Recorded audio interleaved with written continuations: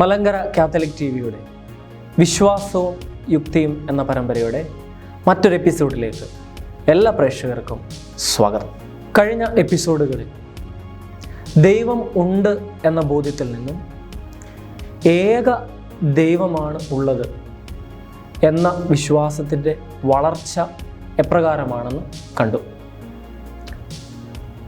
ബഹുദൈവത്വത്തിൽ നിന്നും ഹേനോതെയ്സത്തിൽ നിന്നും സ്ട്രിക്റ്റ് മോണോതെയ്സം, അതായത് ഏക ദൈവ വിശ്വാസത്തിലേക്കുള്ള വളർച്ച. ഇന്ന് നമ്മൾ കാണാൻ പോകുന്നത് ഏകദൈവ വിശ്വാസത്തിൽ നിന്നും ക്രിസ്തുവിലൂടെ വെളിപ്പെട്ട ത്രിയേക ദൈവത്തിലുള്ള വിശ്വാസത്തെക്കുറിച്ചാണ്. ബഹുമാനപ്പെട്ട അച്ഛ, നമ്മുടെ പുതിയ എപ്പിസോഡിലേക്ക് സ്നേഹപൂർവ്വം സ്വാഗതം. അച്ഛ, നമ്മൾ കഴിഞ്ഞ എപ്പിസോഡിൽ പറഞ്ഞു നിർത്തിയത് പഴയ നിയമ ജനത ഏക ദൈവവിശ്വാസത്തിലേക്ക് എത്തിച്ചേർന്നതാണ്. എന്നാൽ നമ്മൾ പുതിയ നിയമത്തിലേക്ക് വരുമ്പോൾ ആ ഏകദൈവ വിശ്വാസം ത്രിയേക ദൈവവിശ്വാസമായിട്ട് രൂപപ്പെടുന്നത് നമ്മൾ കാണുന്നുണ്ട്. അതിൻ്റെ വളർച്ച എപ്രകാരമാണ്? അതോടൊപ്പം തന്നെ ദൈവം ഏകനാണെങ്കിൽ ത്രിയേക ദൈവം എന്ന് പറയുമ്പോഴേക്കും 3 ആളുകൾ വരുന്നു. അത് പുതിയ നിയമത്തിലെ ത്രിയേക ദൈവസങ്കല്പം പഴയ നിയമത്തിലെ ഏകദൈവ സങ്കല്പത്തിന് വിരുദ്ധമാണോ, അതോ അതിൻ്റെ പൂർണ്ണതയാണോ? വളരെ നല്ല ഒരു ചോദ്യമാണ് ഈ ഒരു എപ്പിസോഡിൽ നമ്മൾ ഇനി ചർച്ച ചെയ്യാനായിട്ട് പോവുക. ഏറ്റവും ആദ്യമേ പറയാനായിട്ടുള്ളത്, പഴയ നിയമത്തിൽ ഈ രൂപപ്പെട്ടു വന്ന സ്ട്രിക്റ്റ് മോണോതെയിസം, അതിനെ യേശുക്രിസ്തു ഒരിക്കലും കോൺട്രഡിക്റ്റ് ചെയ്യുന്നില്ല. മാത്രമല്ല, മർക്കോസിൻ്റെ സുവിശേഷം 12-ാം അധ്യായം 29-ാം വാക്യത്തിൽ നിയമജ്ഞനോട് യേശു മിശിഹ പറയുന്നത്, ഇസ്രായേലെ കേൾക്കുക, നമ്മുടെ ദൈവമായ കർത്താവാണ് ഏക കർത്താവ്. അതായത് നിയമാവർത്തനം 6:4 ഉദ്ധരിച്ചുകൊണ്ടാണ് യേശു ഇത് പറയുക. അതിൻ്റെ അർത്ഥം ദൈവം ഒരുവൻ മാത്രമേ ഉള്ളൂ, ഒരു ദൈവമേ ഉള്ളൂ എന്നത് വളരെ സ്ട്രിക്റ്റായിട്ട് തന്നെ യേശു ക്രിസ്തു പറയുമ്പോഴും ഈ ദൈവം തൻ്റെ പിതാവാണ് എന്ന ഒരു സത്യമാണ് യേശു ക്രിസ്തു വെളിപ്പെടുത്തിയത്. ഇതാണ് ശരിക്ക് യേശു ക്രിസ്തുവിലൂടെ ലഭിച്ച വെളിപാട്. ഇസ്രായേല്യർ പിതാവ് എന്ന് വിളിച്ച ആ ദൈവം യേശു ക്രിസ്തുവിൻ്റെ ആബയാകുന്നു. അതായത് പഴയ നിയമത്തിൽ തന്നെ പുറപ്പാടിൻ്റെ പുസ്തകം 4-ാം അധ്യായം 22-ാം വാക്യത്തിൽ മോശ വഴി ഫറവോയുടെ കർത്താവ് പറയുന്നത്, let my son go, Israel ദൈവത്തിൻ്റെ ആദ്യജാതനാണെന്നാണ്. അവിടെ തന്നെ പിതാവ് പുത്രൻ എന്ന ഒരു ബന്ധത്തെക്കുറിച്ചുള്ള സൂചന നമുക്ക് കാണുന്നുണ്ട്. ഇപ്പോൾ പഴയ നിയമത്തിൽ ദൈവം ഒരു ശക്തിയാണ് എന്നതിൽ നിന്ന് ദൈവം ഒരു വ്യക്തിയാണ്. പിന്നീട് ദൈവം പിതാവാണ്, ഇസ്രായേൽ ദൈവത്തിൻ്റെ പുത്രനാണ്. ദാവീദിൻ്റെയൊക്കെ സമയം വരുമ്പോൾ ഇസ്രായേലിൻ്റെ രാജാവ് ദൈവത്തിൻ്റെ പുത്രനാണ്. 2 സാമുവേൽ 7:14 നാഥാൻ വഴി അരുളി ചെയ്യുന്ന ആ പ്രവചനത്തിൽ ദൈവം ദാവീദിൻ്റെ പുത്രൻ തൻ്റെ പുത്രനാണ് എന്നതിലേക്ക് ഒരു സൂചന നൽകുന്നു. രാജാവിൻ്റെ രാജ്യാഭിഷേക സമയത്ത് സങ്കീർത്തനം 2:7 നമ്മൾ കാണുന്നു, നീ എൻ്റെ പുത്രനാണ്, ഇന്ന് ഞാൻ നിനക്ക് ജന്മം നൽകിയെന്നാണ്. അതായത് രാജ്യാഭിഷേക സമയത്ത് ഇസ്രായേലിൻ്റെ രാജാവ് ദൈവത്തിൻ്റെ ദത്തെടുക്കപ്പെട്ട പുത്രനായി ഉയർത്തപ്പെടുകയാണ്. അപ്പോൾ പിതാവ് പുത്രൻ എന്നുള്ളൊരു ബന്ധം പഴയ നിയമത്തിൽ ഓൾറെഡി നമ്മൾ ഒരു സൂചന കണ്ടു. അത് തന്നെയാണ് മലാക്കി 2:10 നമുക്കെല്ലാവർക്കും ഒരു പിതാവല്ലേ ഉള്ളത് എന്നതിലേക്ക് ഇസ്രായേല്യർ വരികയാണ്. അപ്പോൾ ദൈവത്തിൻ്റെ നാമം യാഹ്വേ, ഈ ദൈവം ഇസ്രായേലിൻ്റെ പിതാവാണ്, ഇസ്രായേലിൻ്റെ മാത്രം പിതാവാണ് എന്നായിരുന്നു അവരുടെ അവകാശവാദവും വിശ്വാസവും. അപ്പോൾ പുതിയ നിയമത്തിലേക്ക് കടന്നു വരുമ്പോൾ അവിടെ യേശുക്രിസ്തുവിൻ്റെ വെളിപാടിൻ്റെ പ്രത്യേകത എന്താണ്? ഇസ്രായേല്യർ പിതാവ് എന്ന് വിളിക്കുന്ന ഈ ദൈവം യേശു ക്രിസ്തുവിൻ്റെ ആബയാകുന്നു. എന്താണ് ഇതിൽ തമ്മിൽ വ്യത്യാസം? എന്താണ് ഇതിനകത്ത് പുതിയ കാര്യമുള്ളത്? വലിയ വ്യത്യാസമുണ്ട്. കാരണം ദൈവത്തെ പിതാവെന്ന് വിളിക്കുമ്പോൾ അവർ ഫോർമൽ ടൈറ്റലായ ആബൂന എന്നാണ് ഉപയോഗിക്കുക. ആബൂന, formal title. God is the father of Israel. പക്ഷേ ആബ എന്ന് പറയുമ്പോൾ കുഞ്ഞ് അപ്പനെ വിളിക്കുന്ന ഒരു സംബോധനയാണ് ആബ. അതൊരു പപ്പ, അപ്പച്ച, ഡാഡി എന്ന് വിളിക്കുന്നത് പോലെയാണ്. ഫോർമലായിട്ട് പിതാവ് അല്ലെങ്കിൽ ഫാദർ, ആബൂന എന്ന് പറയുന്നത് പോലെയല്ല, മറിച്ച് പപ്പ എന്നൊരു വിളിയാണ് ആബ അറമായ ഭാഷയിൽ. അപ്പോൾ ഇസ്രായേലിൻ്റെ ചരിത്രത്തിൽ ആരും ദൈവത്തെ ആബ എന്ന് വിളിച്ചിട്ടില്ല എന്ന് മാത്രമല്ല, ആബ എന്ന് വിളിക്കാൻ അവർക്ക് ധൈര്യമില്ല. അത് ഒരു വലിയ ദൈവദൂഷണമായിട്ടാണ് കരുതപ്പെടുന്നത്. യോഹന്നാൻ്റെ സുവിശേഷം 5-ാം അധ്യായം 18-ാം വാക്യത്തിൽ വളരെ കൃത്യമായിട്ട് എഴുതിയിരിക്കുന്നു, യഹൂദർ യേശുവിനെ വധിക്കാൻ തീരുമാനിക്കാനുള്ള ഏറ്റവും പ്രധാനപ്പെട്ട കാര്യം അവൻ സാബത്ത് ലംഘിക്കുക മാത്രമല്ല, ദൈവത്തെ പിതാവെന്ന് വിളിച്ചുകൊണ്ട് തന്നെ ദൈവതുല്യനാക്കി എന്നുള്ളതാണ്. അപ്പോൾ how dare you call God ആബ എന്നാണ് അവരുടെ വികാരം. ആബ ഒരു ബയോളജിക്കൽ ഫാദറാണ്. ബയോളജിക്കൽ ഫാദർ എന്ന് വിളിക്കാൻ പറ്റുന്നതാണ്. ദൈവത്തിന് പുത്രനില്ല. അവർക്ക് പഴയ നിയമത്തിൽ ഇസ്രായേൽ ദൈവത്തിൻ്റെ പുത്രനാണ് എന്ന് പറയുമ്പോഴും അതൊരു ബയോളജിക്കൽ സൺഷിപ്പായിട്ടല്ല കാണുക. ബയോളജിക്കൽ സൺഷിപ്പ് കാണുന്നത് പല വിജാതീയ മതങ്ങളിൽ കാണുന്ന കാര്യമാണ്. ഇവിടെ ഫറവോ ദൈവത്തിൻ്റെ പുത്രനാണ്. പല മതങ്ങളിലും ഇങ്ങനെ കാണാനായിട്ട് സാധിക്കും. ദേവന്മാരുടെ പുത്രന്മാരാണ് രാജാക്കന്മാർ. ആ അർത്ഥത്തിൽ ഒരിക്കലും ഇസ്രായേലിൽ വിശ്വാസമുണ്ടായിരുന്നില്ല.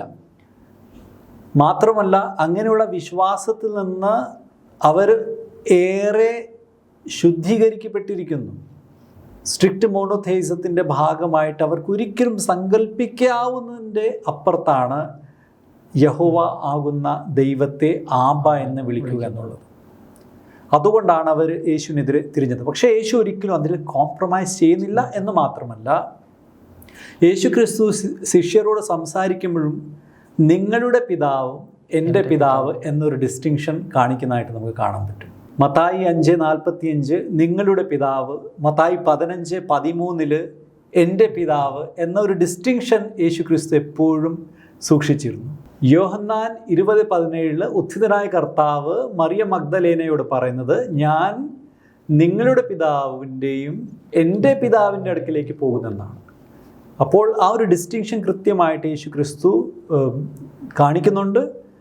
കൂടാതെ ശിഷ്യരോടും ആരോടും ദൈവത്തെ ആബ എന്ന് വിളിക്കാൻ യേശു ക്രിസ്തു വാസ്തവത്തിൽ അനുവദിക്കുന്നില്ല. യേശു ക്രിസ്തു മാത്രമാണ് ദൈവത്തെ ആബ എന്ന് വിളിക്കുക. അപ്പോൾ അതിലൂടെ താൻ പിതാവായ ദൈവത്തിൻ്റെ ഏകജാതനായ പുത്രനാണ് എന്ന വലിയ സത്യം യേശു ക്രിസ്തു വെളിപ്പെടുത്തുകയാണ്. അപ്പോൾ ദൈവം ഏകദൈവമാണ് എന്ന് പറയുമ്പോഴും യേശു ക്രിസ്തു ആ ദൈവത്തിൻ്റെ പുത്രനാണ് എന്ന് പറയുന്നതിലൂടെ ഇവിടെ യേശു ക്രിസ്തു ദൈവമാണ് എന്നത് തന്നെ നമുക്ക് മനസ്സിലാക്കാനായിട്ട് സാധിക്കും. യേശു ക്രിസ്തു ഈ ഒരു സത്യത്തിൽ ഒരിക്കലും ഒരു കോംപ്രമൈസും നടത്തുന്നില്ല. അപ്പോൾ വെച്ചാൽ പരിശുദ്ധാത്മാവിൻ്റെ ദൈവത്വത്തെക്കുറിച്ച് ഓക്കെ, തീർച്ചയായിട്ടും. അപ്പോൾ പരിശുദ്ധാത്മാവ് ഒരു ആളാണ്, ശക്തി മാത്രമല്ല ഒരാളാണ് എന്നത് തന്നെ നമുക്ക് പുതിയ നിയമത്തിൽ കാണാനായിട്ട് കഴിയും. യേശു ക്രിസ്തു തന്നെ യോഹന്നാൻ ശ്ലീഹയുടെ സുവിശേഷം 16-ാമത്തെ അധ്യായത്തിൽ ഒരു സഹായകനെക്കുറിച്ച് പറയുന്നുണ്ട്. പരിശുദ്ധാത്മാവ് നിങ്ങളുടെ മേൽ വരും എന്നതിനെക്കുറിച്ച് സൂചിപ്പിക്കുന്നു. അപ്പസ്തോല പ്രവർത്തനത്തിലെ 5-ാം അധ്യായത്തിൽ അനനിയാസിൻ്റെയും സഫീറയുടെ സംഭവത്തിൽ നിങ്ങൾ പരിശുദ്ധാത്മാവിനെതിരെയാണ് ഈ കള്ളം പറഞ്ഞിരിക്കുന്നത്, ദൈവത്തിനെതിരെയാണ് നിങ്ങൾ കള്ളം പറഞ്ഞിരിക്കുന്നത് എന്ന് പറയുന്നതിലൂടെ പരിശുദ്ധാത്മാവ് ദൈവമാണ് എന്നത് അവിടെ പ്രഖ്യാപിക്കുകയാണ്. 8-ാമത്തെ അധ്യായത്തിൽ പരിശുദ്ധാത്മാവ് ഫിലിപ്പോസിനോട് കൽപ്പിക്കുകയാണ്. പരിശുദ്ധാത്മാവ് ഒരു ആളാണ്, പരിശുദ്ധാത്മാവ് സംസാരിക്കുകയാണ്, കൽപ്പിക്കുകയാണ്, സഭയെ നയിക്കുകയാണ്. 10-ാം അധ്യായത്തിൽ കൊർന്നേലിയൂസിൻ്റെ അടുത്തേക്ക് പത്രോസിനെ അയക്കുകയാണ്. പരിശുദ്ധാത്മാവ് ഒരു ആളായിട്ടും ദൈവവുമായിട്ടും നമുക്ക് കാണാം. കൊരിന്തോസ്കാർക്കുള്ള 2-ാം ലേഖനത്തിൽ 13-ാം അധ്യായം 14-ാം വാക്യത്തിൽ പൗലോസ് ശ്ലീഹ പരിശുദ്ധാത്മാവ് ദൈവമാണ് എന്നത് വളരെ വ്യക്തമായിട്ട് എഴുതുകയാണ്. അപ്പോൾ പിതാവും പുത്രനും പരിശുദ്ധാത്മാവ് 3 ആളുകളും ദൈവമാണ്. പക്ഷെ ദൈവം ഒരു ദൈവമാണ്. ഒരു ദൈവത്തിൽ 3 ആളുകളാണ്. ഇതാണ് ത്രിയേക ദൈവ വിശ്വാസം. ഇതാണ് വെളിപാടിൻ്റെ പൂർണ്ണത. ശരിക്കും പറയുകയാണെങ്കിൽ ദൈവം ആരാണ് എന്നത് ഇവിടെയാണ് വ്യക്തമാവുക. അപ്പോൾ ഈ ഒരു ദൈവിക രഹസ്യം വെളിപ്പെടുത്തപ്പെട്ട് കഴിഞ്ഞിരിക്കുന്നു യേശുക്രിസ്തുവിലൂടെ. ഇതിനേക്കാൾ കൂടുതൽ ഇനി ഒന്നും വെളിപ്പെടുത്താനായിട്ടില്ല. വെളിപ്പെടുത്തപ്പെട്ട ഈ ദിവ്യരഹസ്യത്തെ മനസ്സിലാക്കാനുള്ള ശ്രമമാണ് നാം ഏവരും ഇന്ന് നടത്തുക. അതും എങ്ങനെയാണ് സാധിക്കുക? പരിശുദ്ധാത്മാവ് തന്നെയാണ് ഈ ഒരു ദിവ്യരഹസ്യം മനസ്സിലാക്കുവാൻ നമുക്ക് ശക്തി നൽകുക. ഇത് മനസ്സിലാക്കുവാൻ നമുക്ക് വേണ്ടത് എളിമ, വിശ്വാസം, ഒരു തുറവി, കൂടാതെ ദൈവവുമായുള്ള ഒരു ബന്ധത്തിലൂടെ മാത്രമാണ് ത്രിയേക ദൈവവിശ്വാസത്തെ മനസ്സിലാക്കാൻ നമുക്ക് സാധിക്കുക. അച്ഛാ, അപ്പോൾ പുതിയ നിയമത്തിൽ മാത്രമാണ് ഈ ത്രിയേക ദൈവ സങ്കല്പമുണ്ട്, അതോ പഴയ നിയമത്തിൽ ത്രിയേക ദൈവത്തെക്കുറിച്ചുള്ള സൂചനകൾ നമുക്ക് കാണാനായിട്ട് സാധിക്കും? ക്രിസ്തുവിലാണ് ഈ ത്രിയേക ദൈവത്തിൻ്റെ പൂർണ്ണത വെളിപ്പെട്ടത്. അപ്പോൾ പഴയ നിയമത്തിൽ ഇതിൻ്റെ സൂചനകൾ ഉണ്ടായിരുന്നു. തീർച്ചയായിട്ടും കഴിഞ്ഞ എപ്പിസോഡിൽ നാം ചർച്ച ചെയ്തതുപോലെ സത്യത്തിൻ്റെ പൂർണ്ണതയിലേക്ക് ദൈവം മനുഷ്യരാശിയെ നയിച്ചുകൊണ്ടിരിക്കുകയാണ്. പല ജനതകൾ അതിലേക്ക് ഒരുക്കിക്കൊണ്ടിരിക്കുകയാണ്. പല വെളിപ്പെടുത്തലുകളിലൂടെ, സത്യത്തിൻ്റെ രശ്മികളിലൂടെ അന്ധകാരത്തിൽ നിന്ന് പ്രകാശത്തിലേക്ക് അവരെ നയിച്ചുകൊണ്ടിരിക്കുകയാണ്.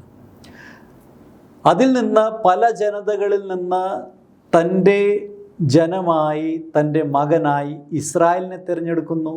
ഇസ്രായേലിനെ തിരഞ്ഞെടുക്കുമ്പോഴും ഇസ്രായേലിന് നൽകുന്ന നിയോഗം എന്താണ്?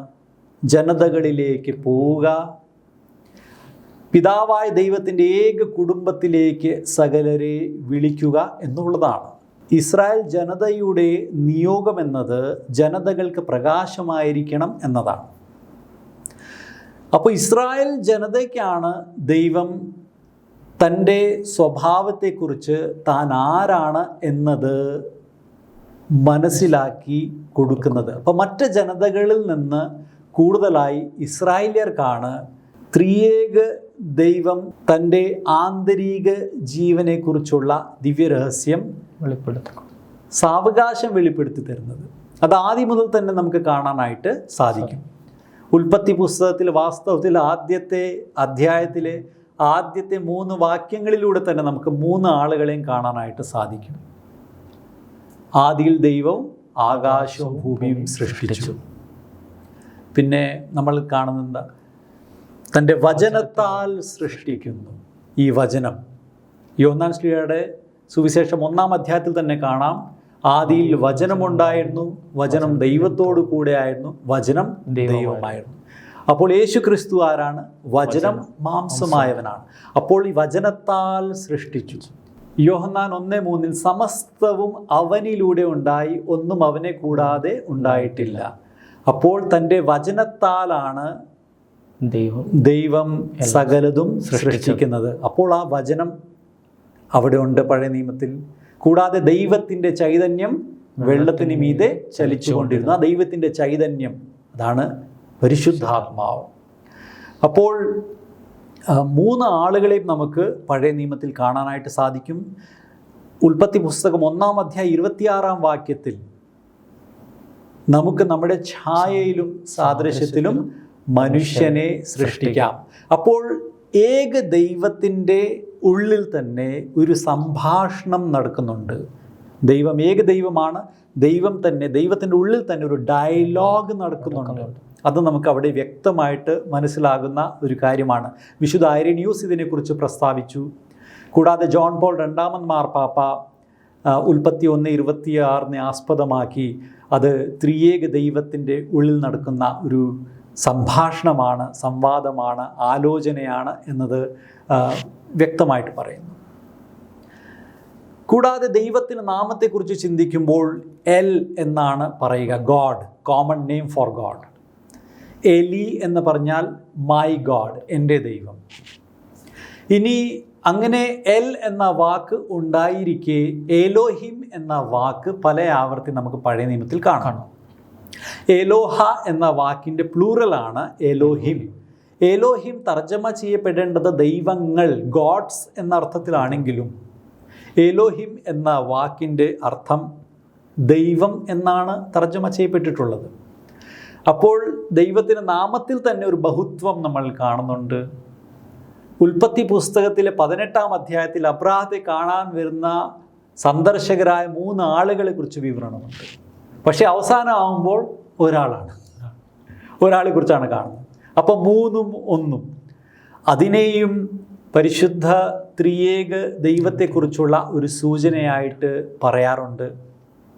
110-ാം സങ്കീർത്തനത്തിലെ 1-ാം വാക്യത്തിൽ തന്നെ കർത്താവ് എൻ്റെ കർത്താവിനോട് അരുളി ചെയ്തു, ഞാൻ നിൻ്റെ ശത്രുക്കളെ നിൻ്റെ പാദപീഠമാക്കുവോളം എൻ്റെ വലത്തുഭാഗത്ത് ഇരിക്കുക. അപ്പോൾ അവിടെ ഇംഗ്ലീഷ് ബൈബിളിലാണെങ്കിൽ നമുക്ക് കൃത്യമായിട്ട് മനസ്സിലാകും, അവിടെ ആദ്യത്തെ ലോർഡ് ക്യാപിറ്റലാണ് എഴുതിയിരിക്കുന്നത്, രണ്ടാമത്തെ ലോർഡ് സ്മോൾ. അപ്പോൾ ഈ 2 ലോർഡിനെ ഒന്ന് ഡിസ്റ്റിങ്ക്റ്റ് ചെയ്ത് കാണിക്കാൻ വേണ്ടിയാണ് അതങ്ങനെ ചെയ്തിരിക്കുന്നത്. അപ്പോൾ ആദ്യത്തെ ലോർഡ് ആരാണ്? അത് ശരിക്കും പറഞ്ഞാൽ ദൈവം, യാഹ്വേയെ സൂചിപ്പിക്കുന്ന വാക്കാണ്. യാഹ്വേ ദൈവം മോശയോട് വെളിപ്പെടുത്തിയ നാമമാണ്. പുറപ്പാട് പുസ്തകം 3-ാം അധ്യായത്തിൽ നമുക്ക് കാണാൻ സാധിക്കും. അതിൻ്റെ അർത്ഥം ഞാൻ ആകുന്നവൻ ആകുന്നു എന്നാണ്. ദൈവം തൻ്റെ ഉണ്മയെക്കുറിച്ച് സൂചിപ്പിക്കുന്ന വാക്കാണ് ഞാൻ ആകുന്നവൻ ആകുന്നു എന്നത്. I am who am. അപ്പോൾ ദൈവത്തിൻ്റെ പരിശുദ്ധ നാമം അശുദ്ധമായ നമ്മുടെ അധരങ്ങളിൽ ഉണ്ടായിക്കൂടാ എന്ന് ബഹുമാനത്തോടും ഭക്തിയോടും ഭയത്തോടും കൂടെ ചിന്തിക്കുന്ന ഇസ്രായേല്യരും ഇപ്പോഴത്തെ യഹൂദരും ഒരിക്കലും യാഹ്വേ എന്നോ യഹോവ എന്നോ ഉച്ചരിക്കില്ല. അപ്പോൾ എന്ത് ചെയ്യും? യാഹ്വേ അല്ലെങ്കിൽ യഹോവ എന്ന നാമത്തിന് പകരം അവർ ഉപയോഗിച്ച വാക്കാണ് ഹെബ്രായ ഭാഷയിൽ അദോണായി. അദോണായിയുടെ അർത്ഥം എന്താണ്? ലോർഡ് എന്നാണ്. ഗ്രീക്ക് ഭാഷയിൽ ക്യൂരിയോസ് എന്നാണ്. അപ്പോൾ ആദ്യത്തെ അദോണായി യഹോവയെ സൂചിപ്പിക്കുന്ന വാക്കാണ്. കർത്താവ് എൻ്റെ കർത്താവിനോട് അരുളി ചെയ്തു. ഇത് ആരാണ് ഈ സങ്കീർത്തനം പാടുന്നത്? ദാവീദ് രാജാവാണ് പാടുന്നത്. ആരെക്കുറിച്ചാണ്? സോളമനെ കുറിച്ചാണ് അവിടെ പാടുന്നത്, ആ കോണ്ടെക്സ്റ്റിൽ പാടുന്നത്. അപ്പോൾ സോളമൻ രാജാവാണെങ്കിൽ രാജാക്കന്മാരെ യുവർ ലോർഡ്ഷിപ്പ് എന്ന് വിളിക്കും, മൈ ലോർഡ് എന്ന് വിളിക്കും. അപ്പം എൻ്റെ കർത്താവെ. അപ്പോൾ ദാവീദ് അവിടെ രണ്ടാമത്തെ കർത്താവ് സോളമനെ കുറിച്ചാണ് ഉദ്ദേശിച്ചിരിക്കുക. കാരണം യഹോവ എൻ്റെ കർത്താവിനോട്, എൻ്റെ ലോർഡിനോട്, സോളമനോട് പറഞ്ഞു, നിന്റെ ശത്രുവിനെ ഞാൻ നിന്റെ പാദപീഠമാക്കുവോളം എൻ്റെ വലത്ത് ഭാഗത്തിരിക്കുക. കാരണം എന്താണ്? ഏറ്റവും പ്രധാനപ്പെട്ട രണ്ടാമത്തെ സ്ഥലമാണ് വലത്തുഭാഗം. അപ്പോൾ ഇസ്രായേലിൻ്റെ യഥാർത്ഥ രാജാവ് ആരാണ്? യഹോവയായ ദൈവമാണ് യഥാർത്ഥ രാജാവ്. ഇസ്രായേലിൻ്റെ രാജാവായി സോളോമൻ ഭരണം നടത്തുമ്പോൾ യഹോവയുടെ പ്രതിനിധിയായിട്ടാണ് ഈ ഒരു ഭരണം നടത്തുക. അതുകൊണ്ടാണ് ജെറുസലേം ദൈവാലയത്തിൻ്റെ വലത്തുവശത്താണ് സോളോമൻ്റെ കൊട്ടാരം സ്ഥിതി ചെയ്തത്. അപ്പോൾ അതിൻ്റെ ഒരു സൂചനാപരമായ ഒരു അർത്ഥമാണ്. അപ്പോൾ സോളോമൻ്റെ ഉദ്ദേശമാണ് ദാവീദ് പറയുന്നത്. പക്ഷെ ദാവീദ് അങ്ങനെ പറയുമ്പോഴും, ദാവീദ് അങ്ങനെ പാടുമ്പോഴും, ദാവീദിലൂടെ ആരാണ് പാടുക? പരിശുദ്ധാത്മാവാണ് പാടുക. പരിശുദ്ധാത്മാവാണ് പറയുന്നത്, കർത്താവ് യഹോവ എൻ്റെ കർത്താവിനോട് അരുളി ചെയ്തു. ഇത് സോളോമനെ കുറിച്ചാണ് എന്ന് നമുക്ക് പ്രഥമ ദൃഷ്ട്യാ തോന്നിയെങ്കിലും ഇത് പൂർത്തിയാകുന്നത് യഥാർത്ഥ സോളോമനായ യേശുക്രിസ്തുവിലാണ്. അവനാണ് ദാവീദിൻ്റെ പുത്രൻ. അവനെക്കുറിച്ചാണ് ഈ കാത്തിരിപ്പ് മുഴുവനും, പഴയ നിയമം മുഴുവനും യേശുവിലേക്കാണ് വിരൽ ചൂണ്ടുക. അത്രമാത്രം ഒരുക്കം, അത്രമാത്രം പ്രവചനങ്ങൾ, അത്രമാത്രം കാത്തിരിപ്പ്, സൂചനകൾ നമുക്കിവിടെ കാണാനായിട്ട് സാധിക്കും. അപ്പോൾ അവിടെ തന്നെ നമുക്ക് ത്രിയേക ദൈവത്തിൻ്റെ ഉള്ളിൽ നടക്കുന്ന ഡയലോഗ് കാണാനായിട്ട് സാധിക്കും. പരിശുദ്ധാത്മാവ് പറയുന്നു, പിതാവായ ദൈവം പുത്രനായ ദൈവത്തോട് പറയുന്നു, യേശു ക്രിസ്തുവിനോട് പറയുന്നു, നീ എൻ്റെ വലത്തുഭാഗത്തിരിക്കുക. അപ്പോൾ പുതിയ നിയമത്തിൽ ഏറ്റവും അധികം തവണ ഉദ്ധരിക്കപ്പെട്ട പഴയ നിയമഭാഗമാണിത്.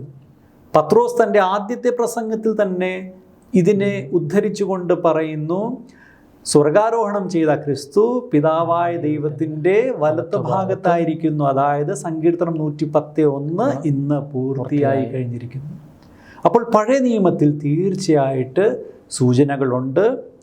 യേശു ക്രിസ്തു പഴയ നിയമത്തിൽ എവിടെയാണ്?